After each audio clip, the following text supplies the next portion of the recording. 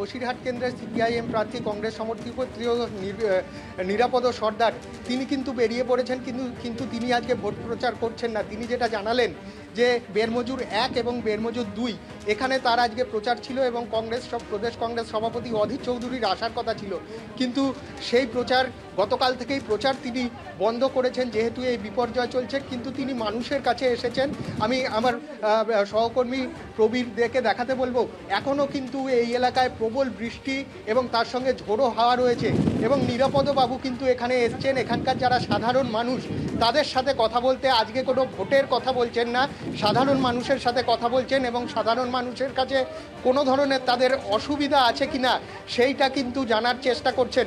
আমরা দেখে নেব নিরাপদবাবু একদম সাধারণ মানুষ যারা এখানকার যাত্রী নিবাস, সেই যাত্রী নিবাসে যে সমস্ত যাত্রী আটকে গেছেন, লঞ্চ ফেরিঘাট বন্ধ হয়ে গেছে 11টা থেকে পুনরায়, তাদের সাথে কথা বলছেন। আমরা নিরাপদবাবুর সঙ্গে সরাসরি কথা বলে নেব। নিরাপদবাবু, কি অবস্থা সন্দেশখালী? আসলে সন্দেশখালী সকাল থেকে বৃষ্টি হচ্ছে, কালকে রাত্রে থেকেও তো বৃষ্টি হয়েছে প্রচুর। আর এরকম বৃষ্টি হলে নদী বাঁধ, মাটির বাঁধ নরম হয়ে যায়। মানুষের ভয় হচ্ছে নদী বাঁধ না ভেঙে জল ঢুকে যায়। আমরা আতাপুরে খবর পেলাম খুব খারাপ অবস্থা। ওখানে যদিও ইরিগেশন লোকজন ওখানে রেখেছে, কিন্তু ইরিগেশন এখন লোক রাখলে কি হবে? এই প্রকৃতির এই বিরুদ্ধে কাজ করা তো মানুষের পক্ষে সম্ভব নয়। এই ওয়েদারে কাজ করবে কি করে? ফলে ওটা নিয়ে খুবই চিন্তার বিষয় আছে। আতাপুর যদি ভেঙে যায় তাহলে আতাপুরে বিস্তীর্ণ এলাকাতে জল ঢুকে যাবে। গতবারে আতাপুর নদী ভেঙেই কড়াকাঠি পর্যন্ত জল চলে গেছিল। এখনো পর্যন্ত কি কোথাও জল ঢুকেছে?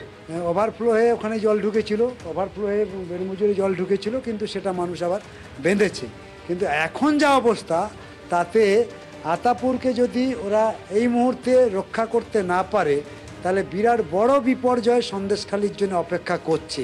আপনি তো আজকে প্রচার বন্ধ রেখেছেন, মানুষের কাছে কি জানতে চাইছেন? আরে প্রচার কি করব ভাই, ভোট তো হবে মানুষ থাকলে, তারপরে ভোট নির্দিষ্ট দিনে হবে, 1 তারিখে হবে, কিন্তু এই ওয়েদারে ভোটের কি প্রচার হবে? মানুষের আজকের কত জায়গাতে গেছি আমি, বাড়িতে তাদের রান্না হয়নি দুপুরবেলা, মানে জ্বালানি নেই।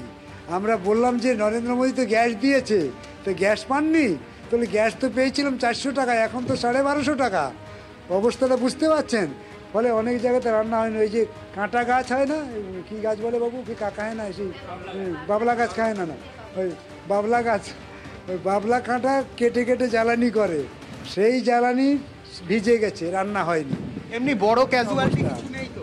বড় ক্যাজুয়ালিটি তো এটা, এরকম চলতে থাকলে তো বড় ক্যাজুয়ালিটি হবে। বাড়িঘর তো অনেক ভেঙে পড়েছে। বাড়িঘর এখনও ভেঙে পড়েনি, কিন্তু এইরকম যদি হতে থাকবে তাহলে মাটি ঘরগুলো পড়বে। যদিও এখন চারিদিকে বৃষ্টি নামেনি, কালকে থেকে বৃষ্টিটা হয়েছে, আর হঠাৎ বৃষ্টি হচ্ছে, ফলে এখনই বাড়িঘর ভেঙে যাওয়ার মতন পরিস্থিতি নেই। তবে হাওয়াটা যদি বাড়তে থাকে তাহলে কালকের যেহেতু বৃষ্টিটা হয়েছে আর আজকের আবার যদি এরকম হয় রাত্রে, তাহলে ভাঙবে। আশঙ্কা করছেন নিরাপদবাবু যে গতকাল থেকে যে পরিমাণ বৃষ্টি হয়েছে, আমরা এখানে ছিলাম সকালে, কিন্তু দেখলাম বৃষ্টি অনেকটা কমেছে রয়েছে। নাগারে বৃষ্টি যদি চলতে থাকে তাহলে মাটির বাড়ি যেগুলো রয়েছে, কাঁচা বাড়ি যেগুলো রয়েছে, সেগুলো ভেঙে পড়ার আশঙ্কা কিন্তু রয়েছে।